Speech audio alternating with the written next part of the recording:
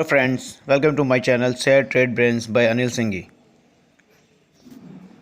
चुके हैं प्रदीप। रिएक्शन तो हरे से लाल में आ गया। स्टॉक नंबर्स कैसे लग रहे हैं? नंबर अच्छे हैं, इसलिए ये रिएक्शन मुझे लग रहा है कि थोड़ा जल्दबाजी में हो रहा है। मतलब ठीक है, सेल ऑन न्यूज कर लो, प्रॉफिट बुक कर लो टाइप का, क्योंकि सबसे इंपॉर्टेंट आंकड़ा मेरे लिए है एनपीए का। हमारा जो अंदाजा था 5.1 का था और एनपीए एक्चुअली 4.98 पे आया है, ध्यान रखिए।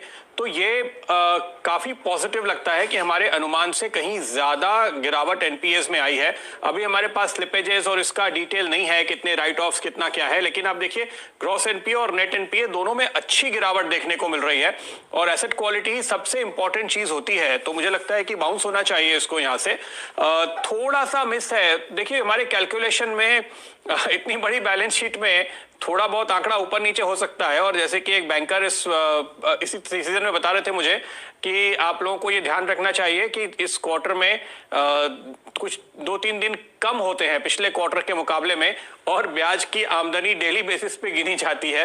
तो उस लिहाज से हो सकता है कि इतना बहुत थोड़ा मिस हो। मुझे नहीं लगता कि आप इसको मिस कह सकते हैं। इन लाइन आंकड़ा है जहां तक एनआईआई का सवाल है और प्रॉफिट का सवाल है, लेकिन एनपीए पे पॉजिटिव सरप्राइज है। और मेरा ख्याल है कि 100-200 करोड़ रुपए मुनाफा और आमदनी जोड़ने की जगह आपको एनपीए में बड़ा पॉजिटिव सरप्राइज लेना चाहिए।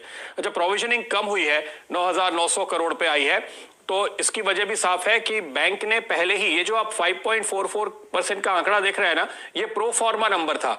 यानी पिछले बार जो सुप्रीम कोर्ट का बेनिफिट था उसको लिए बिना सारे एनपीएस डिक्लेयर किए गए थे, प्रोविजनिंग की गई थी, इसलिए ऐसा कोई बैकलॉग आपको देखने को नहीं मिला है।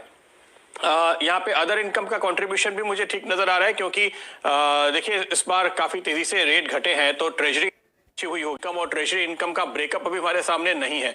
लेकिन मुझे लगता है ओवरऑल ये आंकड़े अच्छे दिखाई दे रहे हैं और हमारे अनुमान से थोड़े से बेहतर दिखाई दे रहे हैं, ये मैं कहूंगा, क्योंकि हमें अंदाजा था कि एनपीए सुधरेंगे, लेकिन जो सुधार हुआ है वो हमारे उम्मीद से थोड़ा सा एक कदम आगे कम से कम देखने को मिला है। नेट एनपीएस में भी गिरावट आई है और अब वो 1.5% पे आ गए हैं। यानी कि यहाँ पर प्रोविजनिंग का आंकड़ा आपके सामने आ गया।